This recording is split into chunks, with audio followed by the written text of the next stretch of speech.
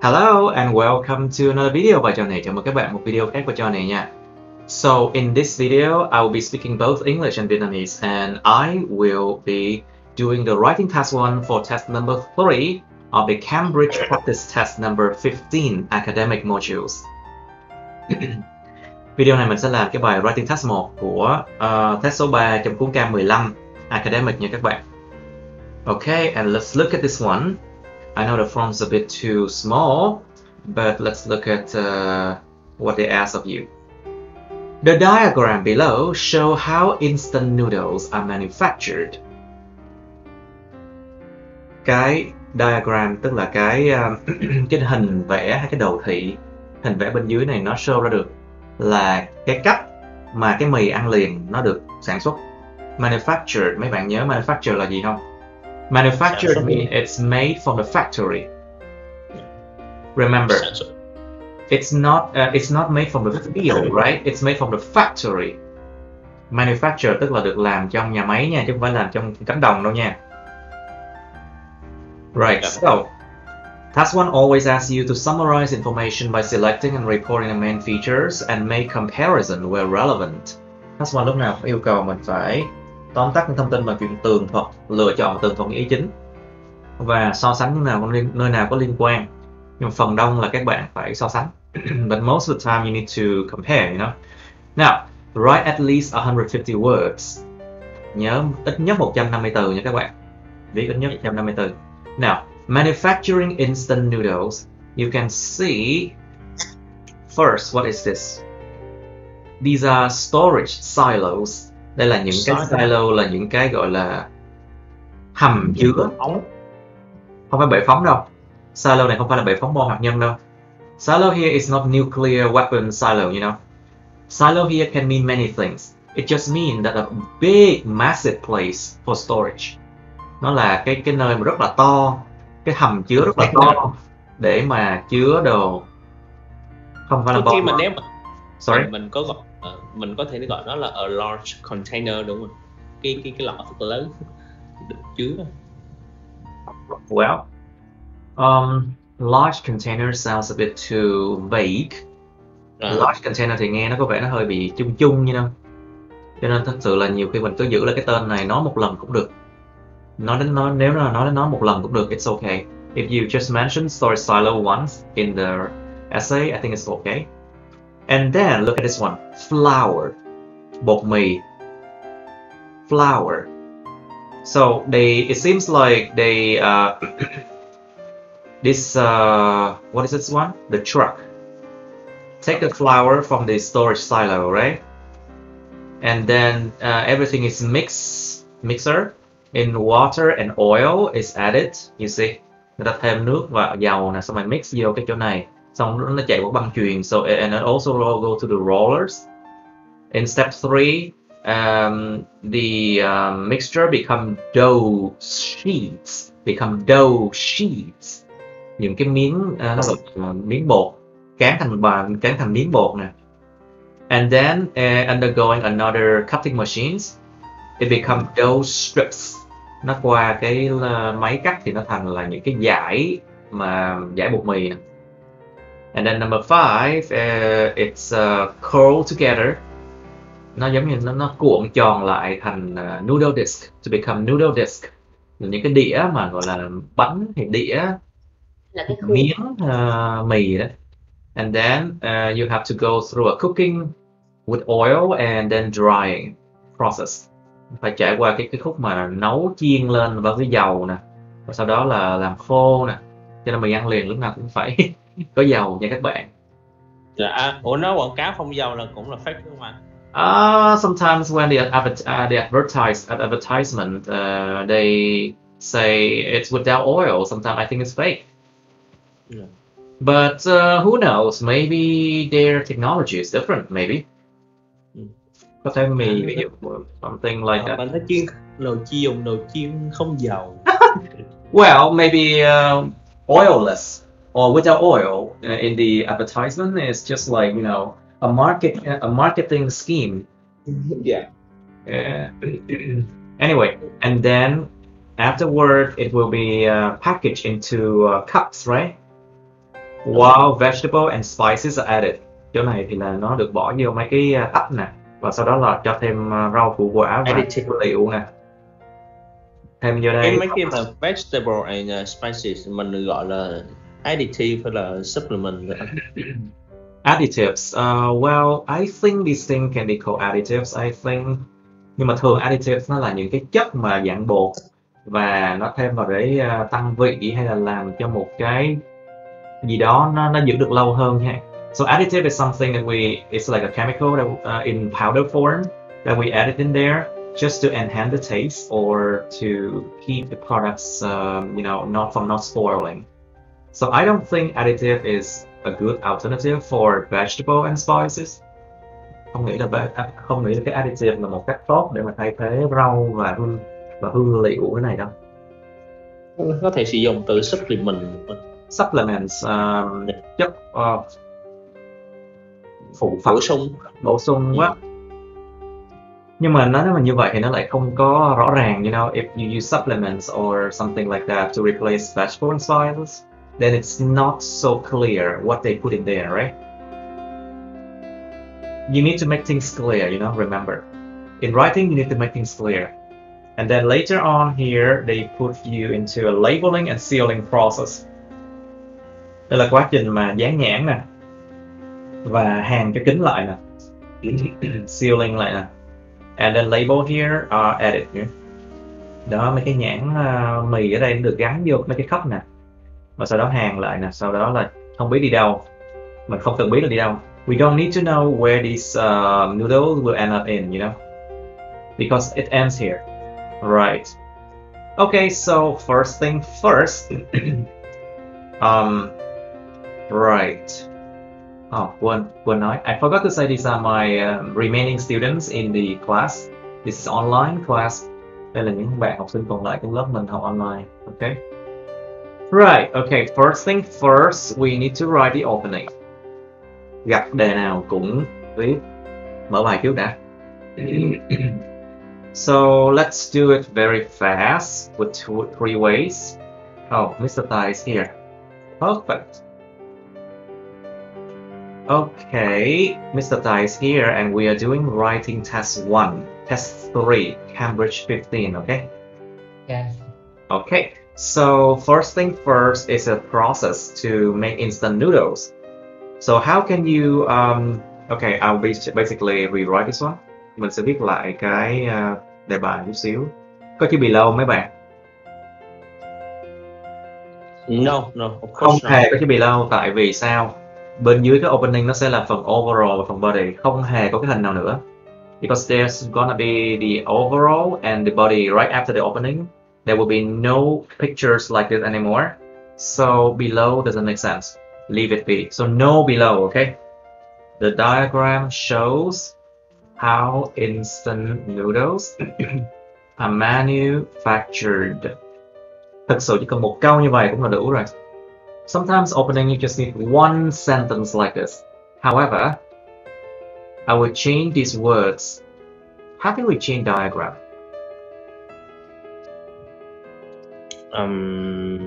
The figure. We can say the process. The process. Or we can say the figure. Okay. Or you can say the drawing, the picture. You can say the drawing, yeah. Picture là hình chụp nha. Drawing hình vẽ. Drawing is like to draw out, but pictures like you have to take with the cameras, Okay, which word is more formal? Yep. Shows. How can we change show? Illustrate, of course. Demonstrate. Demonstrate. Anything else? Indicate. Indicates. Yeah, indicates. Declare. Or basically they just what else do you know, class? Cite. Cite. Ý ra. Cite like this. Yeah.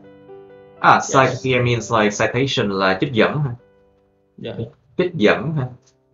Yeah, chỉ ý ra trích dẫn. I'm not so sure if site is the right word here. No. I'm not so sure, okay? But let's just not use it. Okay, and then how instant noodles are manufactured? How can we change this one? Yeah, cái cách mà cái mì ăn liền nó được sản xuất. So we can say that indicates the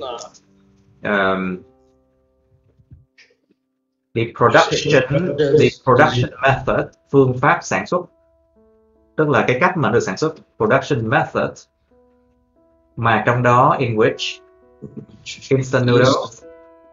We can just keep it, right? Không có từ thay thế được. I don't think there's anything that can replace instant noodles, no? I think so. First thing, when we mention it at the first time, we keep it, okay? Khi mà mình nhắc đến cái từ đó lần đầu tiên trong bài thì có thể là mình giữ nó luôn đi. Okay, and manufactured. Generate? No. Generated. We use generate when we mention about electricity or something that we cannot really eat, see, or drink, or something like that. For noodles, I don't think generate noodles is a good word, okay? Mình không nghĩ là cái generate là một cái từ phù hợp trong trường hợp này trong cái noodle nha. So, made. I made. Yeah, you can say I made. What else? Produced. Sorry? Yeah. Produced. Of course, produce. Yes. Sản xuất ra nhé.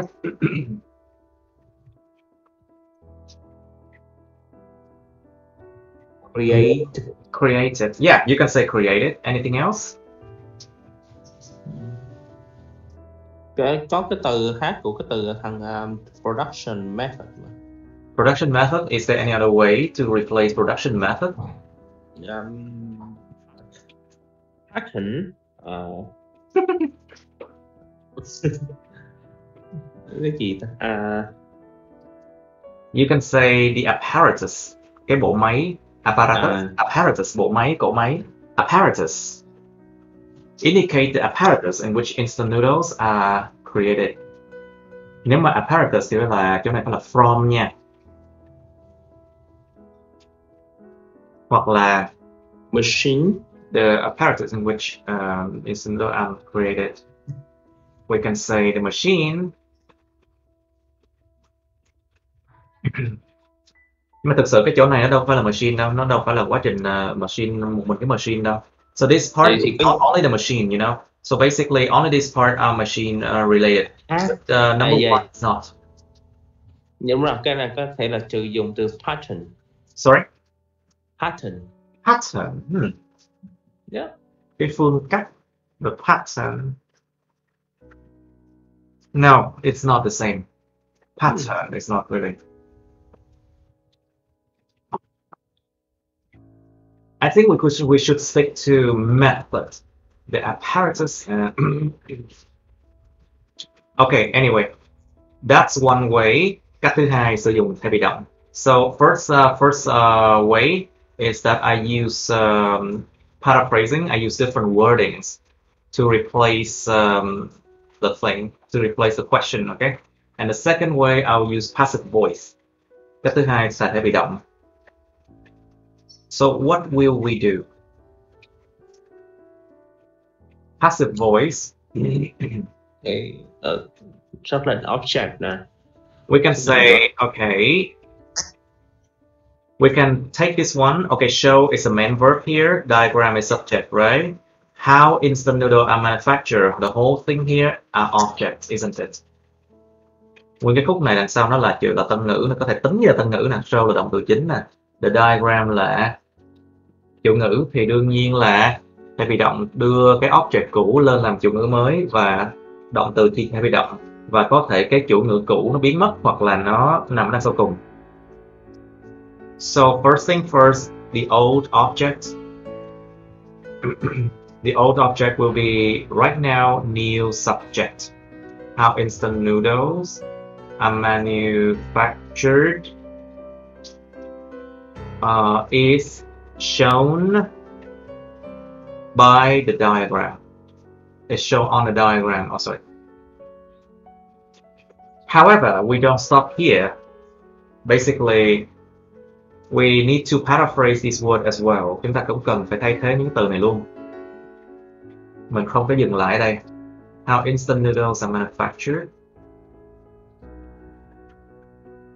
We can just say produce is given. You can say given, provided, demonstrate, something like that. It's given on the diagram.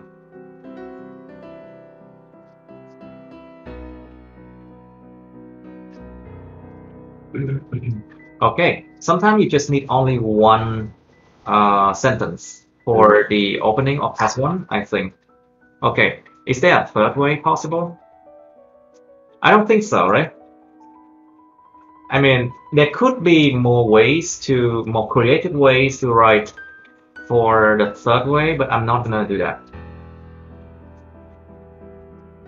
Okay, now we go to the overall part. Bây giờ chúng ta qua cái phần gọi là nhìn chung đi các bạn. So, what can you see? Rồi, nhìn chung cái gì nè trong cái quá trình này? So, in sum, what can you see here? There are 7 steps. 8 steps. 8 steps. 8 steps involved. Nhưng mà nói về số step như vậy thì liệu nó có nói được thêm cái gì nữa không? Nó có đủ thông tin không? Hay là nó vẫn chỉ làm vô nghĩa? But if you just mention the number of steps, like there are 8 steps involved, is that enough information? Is it pointless? For the overall, you need to mention the most important points that you can see immediately when you look at something. Nhớ nha, phải nói những cái chung nhất mình thấy được nha. Chứ em nói về số step nó không có vô nghĩa. Có nghĩa là có thể nói là từ bột mà trở thành mì, trở thành cái mì. Yeah, for flour to noodles. It takes 8 steps in which several components must be added, right? Ví dụ như là từ bột thành mì thì cần phải có 8 steps mà trong đó nhiều thành phần cần phải được thêm vào và phải có những cỗ máy vận hành liên tục để mà biến đổi trứng, right? Yeah. Right. I think we can mention like in summary.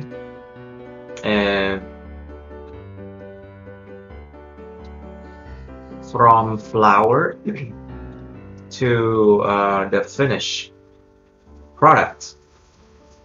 Từ bột mì đến cái sản phẩm được hoàn thành. From flour to the finished products, there are 8 steps involved. Có 8 cái bước mà tham gia vào đây. There are 8 steps involved. Mà trong đó, in which, so this is the first relative clause, đây là mệnh đề quan hệ đầu tiên. In which many components are added. Trong đó có nhiều thành phần nó được thêm vào.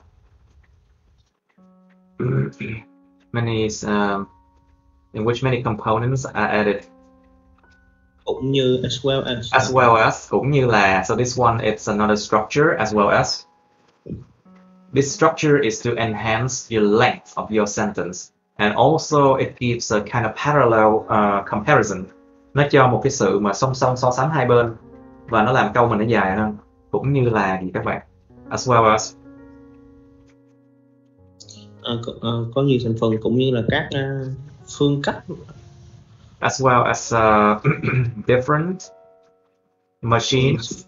Thật ra có nhiều cái này là nhiều máy mà. Máy cắt, máy trộn, máy cắt, máy mà lăn, máy nấu, máy nướng, máy dập, máy điều thứ. So there are different machines, different kind of machines involved in the whole process, right? As well as different machines. Operators. Được vận hành. Cái này là operated. Operated, sorry. Trong đó nhiều thành phần được thêm vào cũng như là nhiều cỗ máy nó được vận hành. Added as well as different machines are operated. 20 chữ.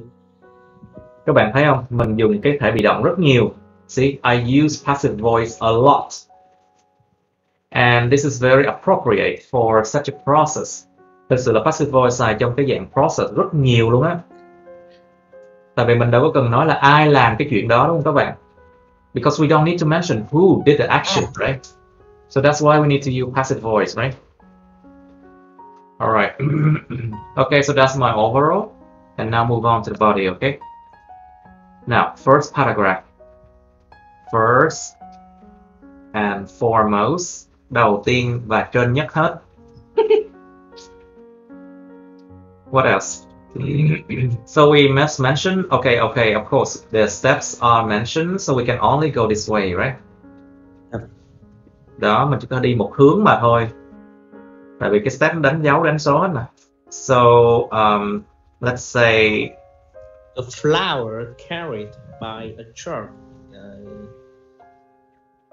From storage silo. Yeah.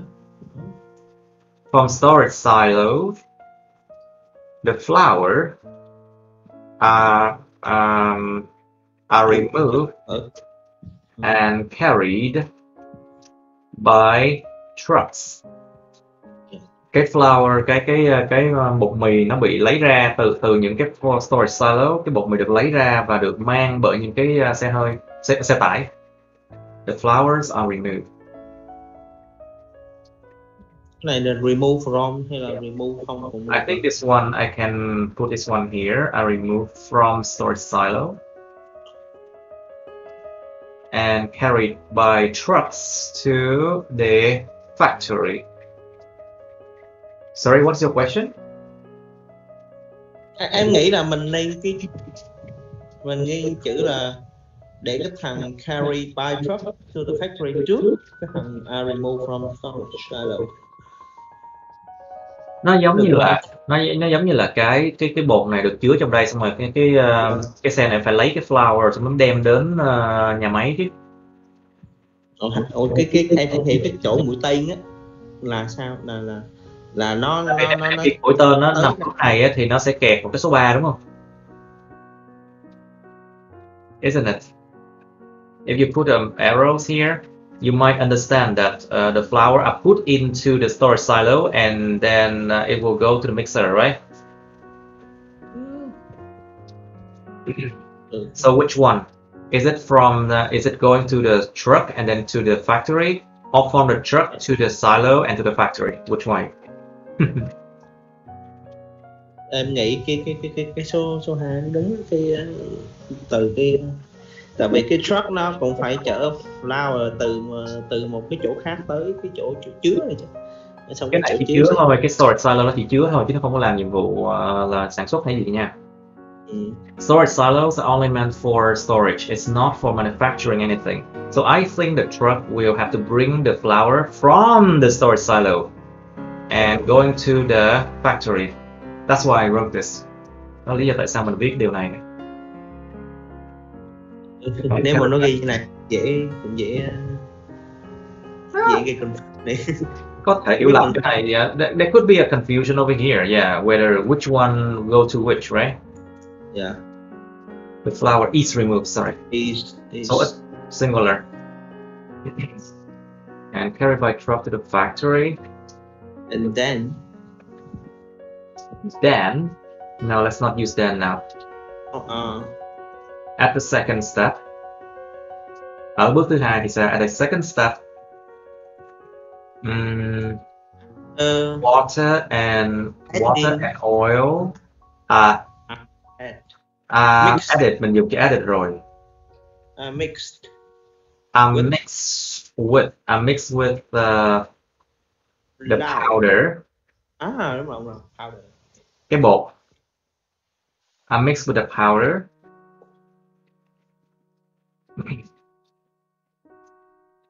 Không, mình nên nêu cái chữ the powder đằng trước đi.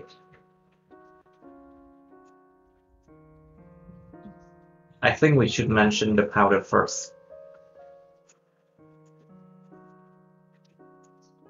Because why? Here the flour is something that we want to paraphrase with the powder, right? Mình nên nêu nó đằng trước ra để người ta đừng có bị hiểu lầm.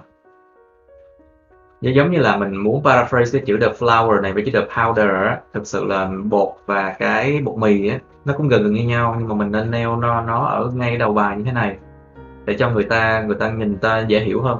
So basically I put it at the beginning of the sentence here, the powder, so people will understand that the powder here is to replace the flour.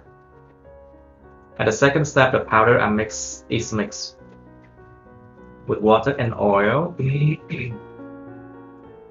in a mixer, trong một cái cỗ máy mà trộn. The powder is mixed with water and oil in a mixer. Để làm gì? Để làm gì? Có sợ từ mà. To create sao? Có sợ bị lặp từ mà. Không, tại vì mixer ở đây là danh từ. This is noun and this is a verb form. So it's not considered as a repetition of words. It's okay. Not repetition of words here. So you're okay. Không sợ lặp từ ở đây. Nó dạng khác nhau mà. In a mixer to create cái gì các bạn? Tạo thành mấy cái dough sheets. To create dough sheets. And then what else? Next sentence, we will say these. Đó, cái these này là thay thế cho cái dough sheets nè. These here is to replace the dough sheets, right? Những cái đó, these are slide. Nó không phải, nó phải đi qua cái roller trước rồi đã nó mới thành như thế này, right? Roller. No, I think we should mention here is that the mixture, sorry. Tại vì sau cái bước đầu tiên này nó chưa có thành cái sheets đâu nha, nó phải trải qua cái roller nó mới thành sheets nha. Because after second step, it's not yet become dough sheets. It has to go through the rollers, right? So the mixture is then the mixture undergoes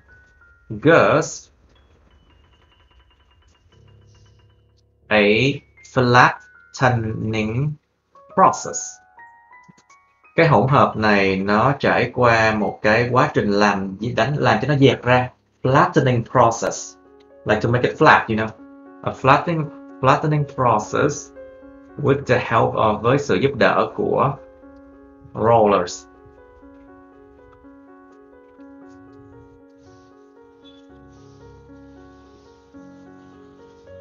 With the help of rollers.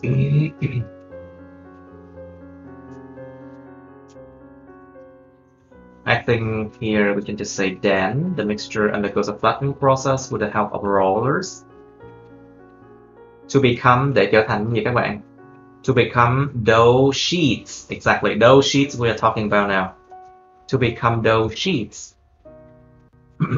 And then next, I will say these are to replace dough sheets, right?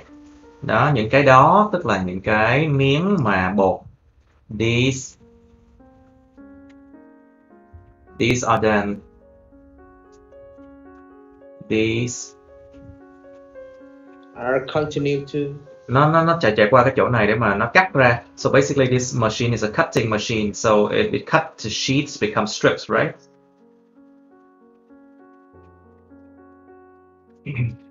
These are to be cut by a slicing machine. Nó sẽ là cái cỗ máy mà cắt nhỏ ra, slicing and cut into small pieces, you know. These are to be cut by a slicing machine. Mình có thể đổi thành cái từ machine là từ apparatus. And a slicing apparatus. Yeah. Apparatus means the whole system of machines, you know. Apparatus như là nguyên một cái hệ thống cỗ máy luôn á, chứ không phải cái một máy đâu. But a slicing device, let's just say slicing device. Device in these are to be cut in the third phase, giai đoạn 3, in the third phase, thay vì dùng chữ step. So instead of saying like steps, I say third phase. In the third phase, forming tạo thành gì các bạn? Those strips. Strips là những cái dải em. Strips means like little pieces, you know, long, slender little pieces. Those strips, forming several those strips. Nhiều cái those strips, several those strips.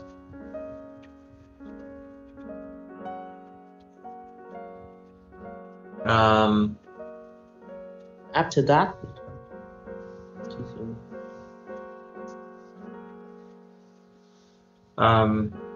if I want to combine step 4 and step 5 together, I can do this. Có thể là combine hai step này lại với nhau bằng cách này. Just to be, chỉ để làm gì? Just to be cold into noodle disk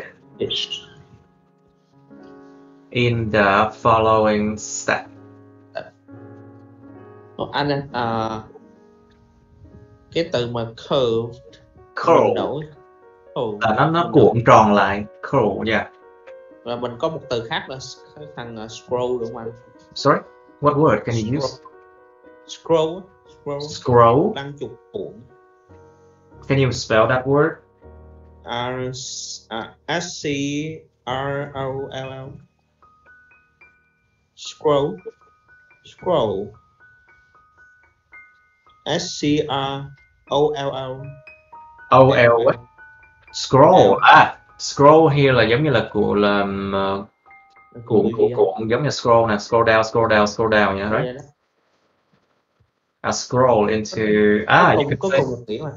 I think you can do that, yeah, because scroll mean like, you know, being how can I say, curl together, scroll into like pieces like noodle disc. I think scroll you can use it, yeah. Có thể sử dụng, yeah. Just to be curl into noodle disc in the following steps. Đó, cấu trúc này chỉ để được cuộn tròn lại thành những cái bánh bánh mì ở trong cái gọi là cái bánh của cái mì á, ở trong cái bước tiếp theo đó. So basically here I use just to be something, so I don't have to write another sentence for step 5, right? But I combine step 4 and 5 in here.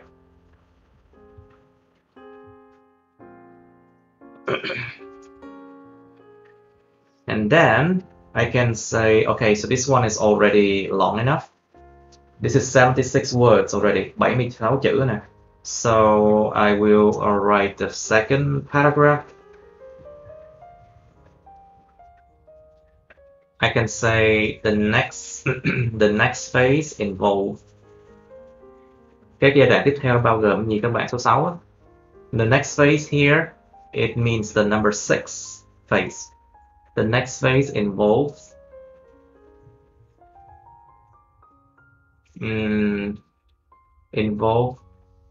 cooking in oil and drying. Mà nó làm gì? Cái giai đoạn tiếp theo bao gồm cái chuyện nấu nướng ở trong dầu và làm khô, mà nó có thể làm cho cái mì nó chín, right? Yeah. Cái từ chín là cái từ gì anh? Which fully cooked. Which fully cooked. Được nấu.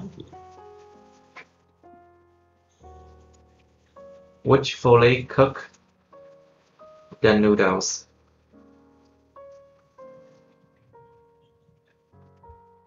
Which fully cooks the noodle. Mà nó hoàn toàn là nó làm cho cái mì đó nó được chín luôn. Mình nói là cái mì nó chín. The noodles are cooked. ED. Wow. Next phase. Sorry. Cái từ khúc nó có S không? Which fully next phase involves cooking. Which fully cooks. Oh yeah, good ask. Because the next phase here is singular. So fully cooks the noodle. Yeah, very good. Thank you. Which fully cooks the noodles. In step 5, in the 7th step, thay vì nó là step 7, mình là in the 7th step. So instead of saying like in step 7, I can say in the 7th step. In the 7 steps, the cooked noodle. The cooked product. Cái sản phẩm đã được làm chín. The cooked products are put into cups. A place. Sorry. A place. Yeah, you can say a place into cup. You can say that. A place into cups. Với gì? With vegetable and spices. With the addition of. Với cái sự mà thêm vào của. With the addition of vegetable and spices. Because I don't want to say with vegetable and spices added, right? I don't want to use the word added anymore, so I use the noun form addition. Dùng dạng danh từ của nó. Addition.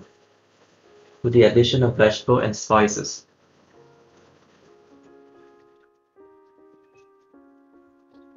Wait. Products, sorry. Replace the cups, okay.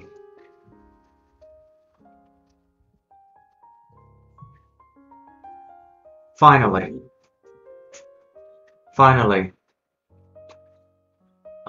labels. Bây giờ đến dán nhãn là labels are added.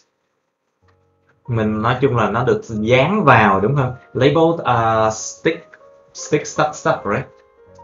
Yeah. Wait, is it stick stuff? Bond còn được, anh dùng từ bond còn được á. Bonded. Bond là tạo liên kết, kết dính. Bonded, no, I mean. Glue, yeah.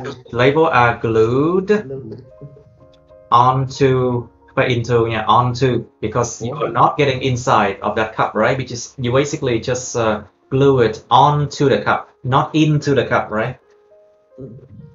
Nó đâu phải là dán vào bên trong đâu, nó chỉ là dán bên ngoài của cái cup thôi, chỉ là onto. Labels are glued onto those, mình không muốn lặp lại cups.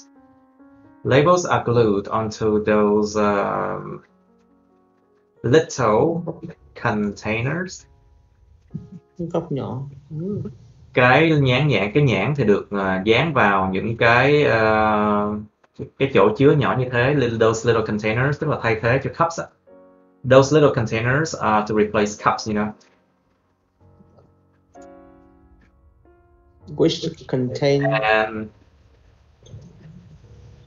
I glue into these little containers, and the sealing process takes place. Và cái quá trình mà hàn kín nó diễn ra, and the sealing process takes place.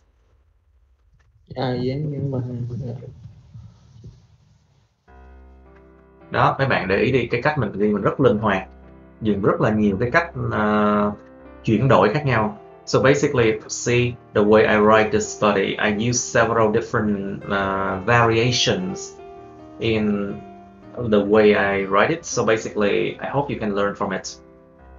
Labels are glued into these little containers, and the sealing process takes place. Đến đây là hết rồi. So this is the last part already. We don't need to say anything more, you know. You don't need to say like they're gonna go to the shops or something like that. Because there's no more information provided, right? Không có thêm thông tin thì cứ dừng lại ở đây thôi, không cần nói là đi đến nhà hàng hay đi đến đâu cả, hay đến shop gì cả. Okay. Let's see how many words this is. 149, 148 already, and then plus this one, of course, I will have easy 160. So the whole thing is 160, nguyên cả bài 160 ổn rồi, ok. Đúng là làm cái này cũng dễ sợ thiếu từ, thiếu chữ. Cái vấn đề là mấy cái process này nó sẽ test cái gì của các bạn? Nó test cái khả năng mà linh hoạt về từ vựng của các bạn. Cái đó là một cái quan trọng để mà xác định giữa 5.5, 6 và có hay hay không thì là giữa 6.5 và 7. So basically, in the processes, they will test your flexibility in word usage. If you can write flexible like I do, of course 7.0 writing. If you can't, 6.5 or below.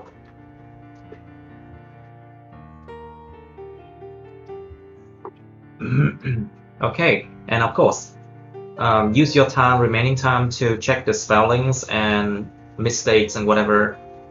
Dùng thời gian còn lại để mà kiểm tra lỗi chính tả các thứ như các bạn, đừng có chủ quan. Anyway, okay, I think that's it, right? Okay, nếu mà chỉ có như vậy thôi thì mình có thể dừng video ở đây. Thank you for watching, and please like, share this video, subscribe to my channel, and press on the bell button next to the subscribe button to get notified about my new uploads. You can also follow my Facebook, but please don't add me on Facebook as friends, okay? Cảm ơn các bạn đã theo dõi video này nha. Hy vọng các bạn thấy nó hữu ích. Các bạn hãy nhấn vào like, chia sẻ video này, đăng ký kênh YouTube mình và nhấn vào nút cái chuông bên cạnh đăng ký kênh á, để mà được thông báo về những video mới nha. Các bạn cũng có thể follow theo dõi Facebook mình, nhưng mà nhớ đừng kết bạn Facebook mình nha. Cảm ơn các bạn. Thank you and see you. Bye bye.